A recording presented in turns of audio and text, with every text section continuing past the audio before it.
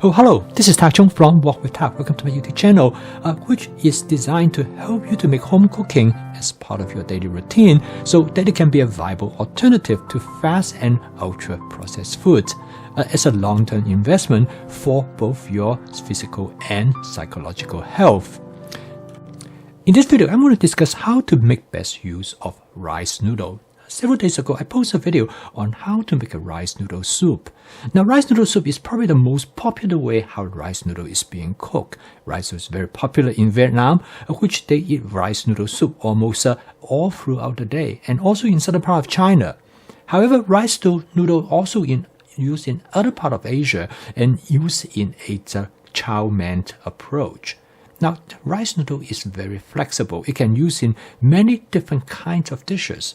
And the idea of my YouTube channel is to help you to take a single ingredient that allow you to use it in many different ways. So in this case, it will enhance the efficiency of how you cook. At the same time, it will also make your cooking more diverse and more interesting. So in this video, I'm going to demonstrate that you can use rice noodles for different type of capacities. First of all, let me show you the type of rice noodle that I use.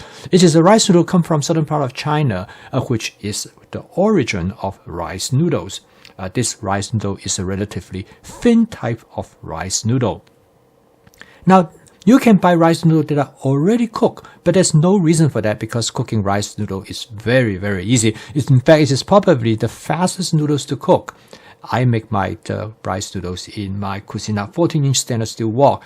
A wok turned out to be perfect for actually boiling any type of noodles, not just rice noodles, because it has a large open surface, so you can easily manipulate the noodles in the wok.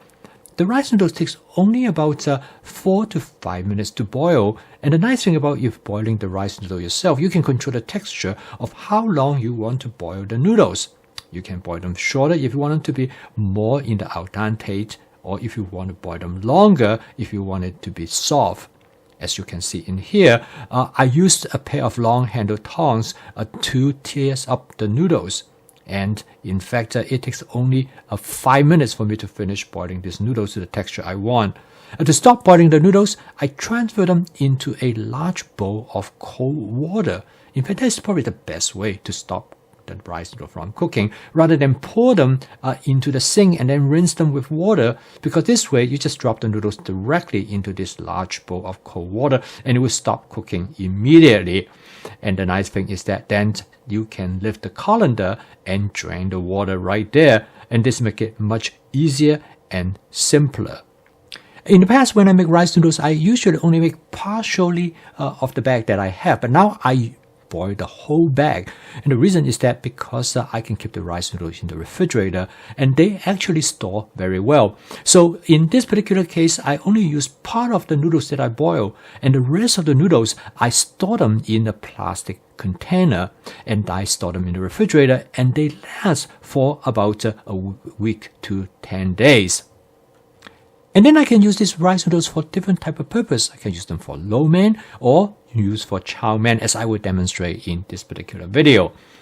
Now, in order to cook the rice noodle in a chow mein dish properly, it is important that you let the noodle to sit in the refrigerator for about 48 to 72 hours, because it's important for the noodles to dry out in order for them not to stick and burn to the bottom surface of the wok. Since this Cucina 14-inch stainless steel wok has a natural surface, has no non-stick coating, so I need to season this wok. I use my smart seasoning method. This works extremely well. As you can see, the noodles will not stick and burn to the surface of the wok at all. So the first thing I'm going to do is that I'm going to fry some eggs because I'm going to cook this chow mein dish with egg, scallion, and mushroom. So the egg will be the first thing that I'm going to do. But it's very simple because I'm going to fry the egg directly by cracking the egg into the wok, and then I scramble it. This is actually much faster and easier to do, and so I don't need to beat it up. Okay, now the egg is pretty much cooked. The next step is that I'm going to add the rice noodle into the wok. So as you can see that here I use about 2.5 cups of rice noodles. And then I use a pair of long-handled tongs to tease the noodles apart. as you can see in here, the noodles initially stick together because they have been in the refrigerator for about 48 hours. But the Tong did a very good job to tease them apart.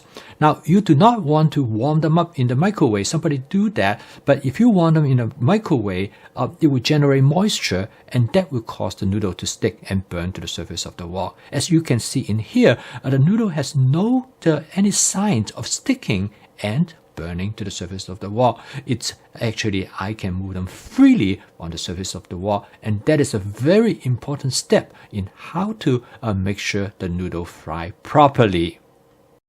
I continue to mix the noodles, use my tongs, because I want to make sure the noodles do not get burned, and this is important.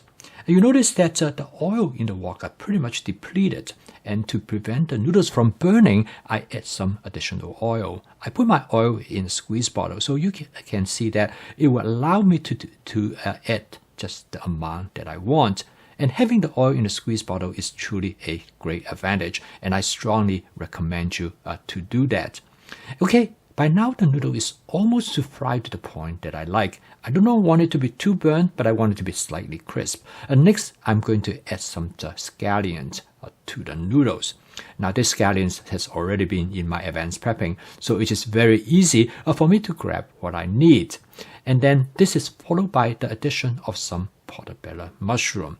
Now, both the scallion and the portobello mushroom do not need to cook for any extended period of time. I just want them to be slightly softened because they will give the nice texture, and the mushroom will give much better flavor when you do not overcook them. And so this chow mein rice noodle dish is extremely simple. All I have is some egg and some scallion and some mushroom as well, and all of them will actually give great flavor to the dish. So the final step is that I'm going to use my wok spatula to basically mix everything and stir fry everything together. And this only takes about maybe 40 to 50 seconds. And now I'm going to season the noodles, and I'm going to season it with about 1.5 tablespoons of oyster sauce. But you can season it whatever way that you would like. I like it to be relatively light in flavor because I'm going to use it to eat with a shrimp and broccoli dish that I cook for dinner as well. So as you can see, this chow mein dish is extremely easy and straightforward to cook. And the total cook time of this dish is only about 6 minutes. And so you can get yourself something really quick as long as you have the noodles already cooked and have them ready in the refrigerator. And this is the reason why I decided that I would prep the whole bag of the rice noodles, because I can use it in many different types of dishes. And this is important because of the flexibility, how you use different ingredients. It will make your cooking more efficient. At the same time, by using, I would call it template-based cooking, this can become a template. Instead of using egg, scallion, and mushroom, you can substitute with anything that you would like. You can put shrimp in it, you can put chicken. You just have to change the strategy of how you cook this dish slightly differently. And in the future, I will provide you with some additional example of how to cook this type of rice noodle chow mein dish using other type of ingredients.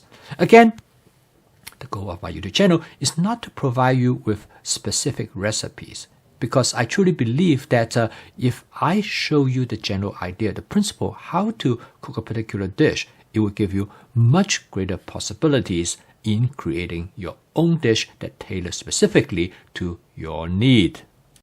And based on my personal experience, home cooking is sustainable when you can cook with spontaneity and intuition, that you can walk in the kitchen and cook anything, anytime you want.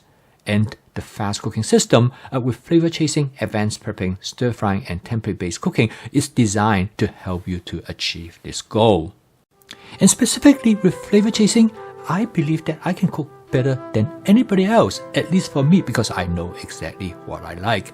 Now, I cook 7 days a week, and the reason that I post a video each day is to demonstrate to you that you can cook every day, no matter how busy you are.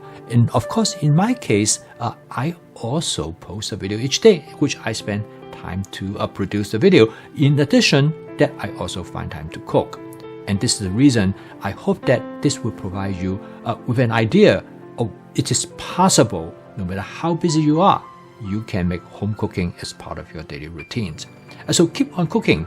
I will see you tomorrow.